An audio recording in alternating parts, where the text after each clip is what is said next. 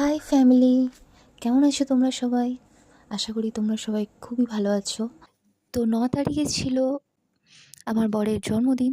তো তোমরা কিছুদিন আগে যখন আমার বরের রান্না করার ভিডিও দিয়েছিলাম, তো তোমরা সবাই বলেছিলে কি যে আমি রান্না করতে পারি কি না? তো আজকে আমি তোমাদেরকে দেখাবো যে আমিও রান্না করতে পারি। এদিকে প্রচণ্ড গরম, কিন্তু কিছু করার নেই। তো চলো শুরু করি। প্রথমেই আছে বেগুন, মানে ১ নম্বর ভাজা। তো আমি একটু হাসি মজা করছি বেগুনটাকে নিয়ে। তোমরা কিছু মনে করো না। তো এদিকে ডাল অলরেডি সেদ্ধ হতে শুরু করেছে। তো এখানে আগে আমি ভালো করে জায়গাটাকে গুছিয়ে নিলাম। তো এখানে আমি ভালো করে আগে জায়গাটা পরিষ্কার করে নিলাম। তো পরিষ্কার করে নিলে আমি প্রত্যেকবারই আগে ভালো করে পরিষ্কার করি, তারপরেই কাজ শুরু করি। তো আমি আগে প্লাস্টিক থেকে সব সবজিগুলো বার করে নিলাম একে, একে। তারপরে প্লাস্টিকগুলো সাইড করে দিলাম। তো চলো যুদ্ধে নেমে পড়ি। তো আবারও সব পরিষ্কার করে ভালো করে ধুয়ে রেখে দিয়ে আমি এখানে ২ নম্বর সবজি কাটতে শুরু করেছি। তো আজকে ডাল করছি। ডালের সাথে যেহেতু জন্মদিন, তো ৫ রকম ভাজা তো অবশ্যই করতেই হবে। তো এদিকে প্রচণ্ড গরম। তো তোমরা অনেকেই ভাবো যে সোশ্যাল মিডিয়াতে ভিডিও করি, নাচ করি, আমি আদৌ রান্না পারি কিনা বা ঘরের কাজ করতে পারি কিনা। তো সেটা দেখানোর জন্য একরকম এই ভিডিওটা বানানো। তো এখন যেহেতু সবসময় তো নাচ করা যায় না, তো বাড়ির কাজও থাকে। তো সেটারও ভিডিও করতে শুরু করে দিলাম, যাতে করে অনেকটা তোমাদের সাথে কানেক্ট থাকতে পারি। তো এখানে আমি একটু বদমাইশি করছিলাম। তো যাই হোক, আমি যেকোনো কাজ করি আনন্দ করতেই করি। তো এখানে আ আমার সবজি কাটা শুরু হয়ে গেছে। তো দেখো, আমি কিন্তু সবজি কাটতে পারি। ঠিক আছে? এক করে আমি প্রত্যেকটা সবজি কেটে নেব। তো আমি এখানে খুব ফাস্ট করে দিয়েছি, কারণ অনেকটা সময় লাগছিল। আর আবারও তোমাদেরকে দেখাচ্ছি কতটা গরম। তো এই গরমের মধ্যে প্রচণ্ড কষ্ট হচ্ছিল, কিন্তু তাও করতেই হবে। কিছু করার নেই। তো এই গরম সহ্য করতে না পেরে আমি নিয়ে চলে এসেছি ছোট্ট একটা ফ্যান, যেটাতে আমি হালকা হলেও একটু হাওয়া পাবো। তো এটা আমার রান্নাঘরেই থাকে, আ যাতে আমার রান্না করতে একটু সুবিধা হয়।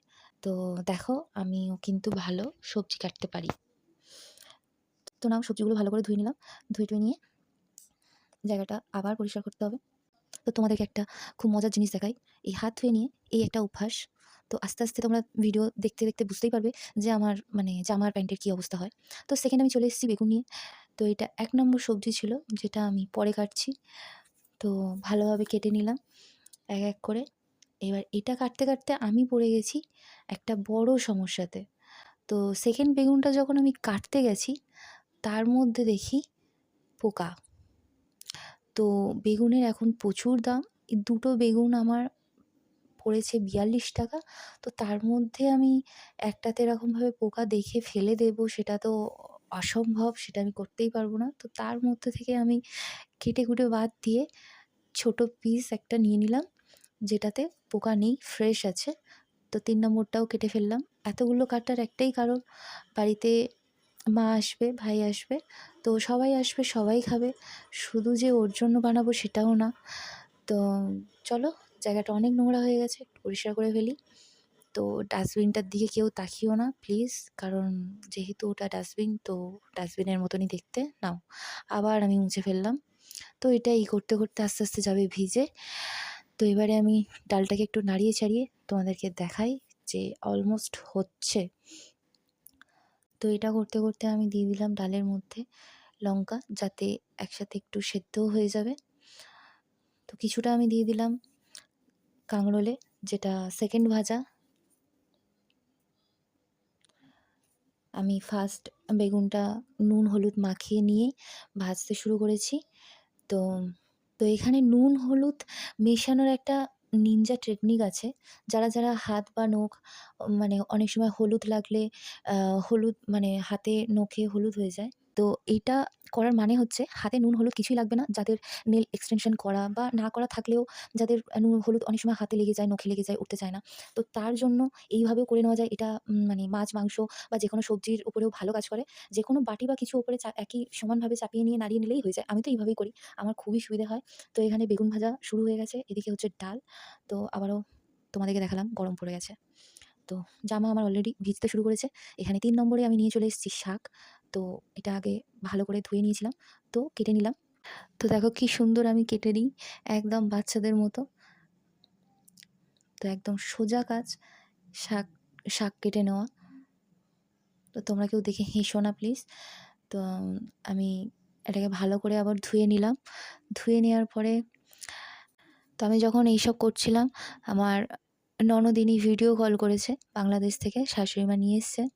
আর আমি তাকে দেখাচ্ছিলাম যে আমি এটা ভ্লগ বানাচ্ছি আম জন্মদিনের রান্নার। তো ও বলছে যে, "একা, একা করছি, একা, একা খাবো।" তো ও থাকে বাংলাদেশে। তো সেখান থেকে ভিডিও কল করেছে। তো আবার আমি মুছতে শুরু করেছি, আর দেখো আমার প্যান্টের এক সাইড হয়ে গেছে ভিজে। এর মধ্যেই চলে এসছে আমার শাশুড়ি মা আমাকে হেল্প করতে, একটু তেল ভরে দিতে।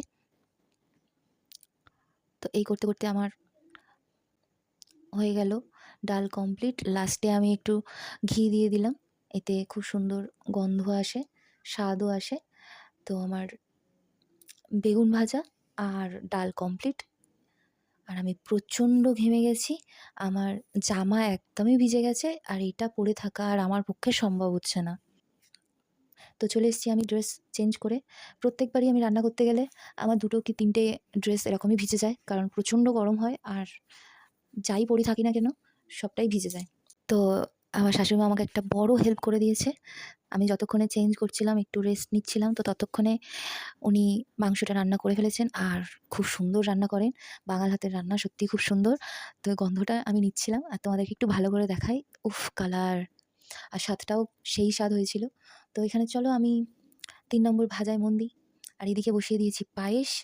তো হাঁড়িতে রয়েছে পায়েস, আর সাইডে আমি ভাজা শুরু করে দিয়েছি। সরি, এটা ২ নম্বর ভাজা। তো এক সাইডে হচ্ছে ভাজা আর এক সাইডে হচ্ছে পায়েস। আর এত গরম হচ্ছিল আমার, তো আমি বাধ্য হয়ে একটা ফ্যান গলায় নিয়ে নিলাম। এটা নেক ফ্যান। তো গরমে যাদের প্রচণ্ড কষ্ট হয় তারা এটা ইউজ করতে পারো। তো চলো, ২ নম্বর ভাজা কমপ্লিট। এদিকে পায়েস হচ্ছে, কমপ্লিট হয়ে গেল। এবারে আমি ৩ নম্বর ভাজাটা দিয়ে দেবো। তোমাদেরকে আজকে আমি ভালো করে দেখাচ্ছি যে দেখো আমিও রান্না করতে পারি। তো আমি কেটে রেখেছিলাম ঢ্যাঁড়স, তো সেটা আমি ভাজতে থাকবো। এক সাইডে আমি দেখাচ্ছি বারবার করে, এক সাইডে পায়েস করছি আর এক সাইডে ভাজা করছি। তো এইভাবেই করতে হবে, না হলে অনেক দেরি হয়ে যাবে। তো আমার এদিকে হয়ে গেছে ঢ্যাঁড়স ভাজা। তো চলো এবারে চলে আসি ৪ নম্বর ভাজা, সেটা হচ্ছে আলু ভাজা। তো আলুটা আমার শাশুড়ি মা হেল্প করে দিয়েছে কেটে। তো আমি এখানে তাড়াতাড়ি করে আলুটাও ভেজে নিলাম। আর ওদিকে শাশুড়ি মায়ের সাথে গল্প করছি, সবার সাথে গল্প করছি। কিন্তু এই গরম, এটা আমি কিছুতেই সহ্য করতে পারছি না। আর এরকমই প্রচণ্ড গরম হয়। তো চলো পায়েসে দিতে হবে এখন দুধ। তো লিকুইড দুধ আমি ১ম এই দিয়ে দিয়েছিলাম। তো তার সাথে একটু পাউডার দুধ না দিলে সেই ঘনত্বটা আসে না। তো এবারে আমি আবার নিনজা টেকনিক শুরু করেছি। এতগুলো বাদাম সবকটা আমি গোটা দেব না। তো একটু ভেঙে নিয়ে দেব, যাতে করে আরও একটু ভালো ঘন হয়, যাতে সবাই ভালোভাবে খেতে পারে। তো এদিকে আমি বাদাম আর কিশমিশ নিয়ে নিয়েছি প্লেটে। আর এদিকে আমার আলু ভাজা অলমোস্ট কমপ্লিট। তো চলো এটা দেখো আমার পায়েসের অবস্থা। এর মধ্যে আমি দুটো দিয়ে দিলাম। অলমোস্ট ফুটতে শুরু করেছে। 50% হয়েই গেছে। কালারটা দেখো তোমরা। তো এর মধ্যে আমি চিনি ইউজ করিনি, বাতাসা দিয়েছি। তো যার জন্য কালারটা এত সুন্দর হয়েছে। তো চিনি অতটা খাই না আমি পায়েসের মধ্যে। তো বাতাসাটাই প্রেফার করি। তো এদিকে আলু ভাজা কমপ্লিট। আর আমি চলে এসেছি আলু ভাজাটাকে নামাতে। তো আলু ভাজাটা নামিয়ে নিলাম। নামিয়ে নেওয়ার পরে লাস্ট যে ভাজাটা হবে সেইটা হচ্ছে শাক ভাজা। তো শাক ভাজা করার আগে আমি পাউডার দুধটা গুলে নিলাম। গুলে নিয়ে ভালো করে মেল্ট করে নিলাম। নিয়ে পায়েসের মধ্যে দিয়ে দেবো। ওদিকে আলু ভাজাও কমপ্লিট। দিয়ে ভালো করে নাড়িয়ে চাড়িয়ে নিয়ে আবার কিছুক্ষণ রেখে দেবো। আর এদিকে আমি শাক ভাজা দিয়ে দিয়েছি। শাক ভাজাটাও যতক্ষণে পায়েস হচ্ছে ততক্ষণে শাক ভাজাটাও হয়ে যাবে। তো আমি এখানে জানি না কী কথা বলছিলাম। আমি ভুলেও গেছি কী কথা বলছিলাম। কিন্তু এটুকু জানি যে মায়ের সাথে গল্প করছিলাম। তো করতে, করতে এদিকে আমার শাক ভাজা কমপ্লিট হয়ে গেছে। তো শাক ভাজাটাকে আমি এবারে নামিয়ে নিলাম। তো চলো, হয়ে গেছে শাক ভাজা। আর আমার মুখের অবস্থা দেখতেই পাচ্ছ, ঘেমে কী হয়ে গেছে। তো এটাকে আমি ঢাকা দিয়ে রেখে দিলাম। তো আবার পরিষ্কার করো, পরিষ্কার করো, তাড়াতাড়ি ক্লিন করে দাও। তো ক্লিন করে নিলাম। মশলা-টশলা সব কিছু গুছিয়ে রাখলাম। গুছিয়ে রাখার পরে এখনও পর্যন্ত সব ভাজা কমপ্লিট, ডাল কমপ্লিট, মাংস কমপ্লিট। কিন্তু পায়েস প্রায় শেষাগত। আর কালারটা সত্যিই সুন্দর লাগছিল। তো এদিকে হয়ে গেছে পায়েস রেডি। তো চলো এবারে ভাতের থালাটাকে সুন্দর করে সাজিয়ে নিই। তো এখানে আমি ভাত আর এই ৫ রকম ভাজা, ডাল, মাংস, পায়েস, মিষ্টি, ব্যাস এইটুকুই করতে পেরেছি। তো এদিকে আশীর্বাদ শুরু হয়ে গেছে। মা ছেলেকে আশীর্বাদ করছে। দেখো সুন্দর দৃশ্য। মা খাইয়ে দিচ্ছে ১ম এ। একদম ওয়েট করতে পারছে না। এত জোরে খিদে পেয়েছে যে একটু ওয়েটও করতে পারল না। তাড়াতাড়ি খেতে শুরু করে দিল। তো আমি এখানে জিজ্ঞেস করলাম, "কেমন হয়েছে?" তো মুখ দিয়ে তো কিছু বললই না। মাথাটাই নেড়ে দিল। খেতে এতটাই ব্যস্ত। তো চলো নেক্সট ভিডিওতে আসছে পার্টি ভিডিও।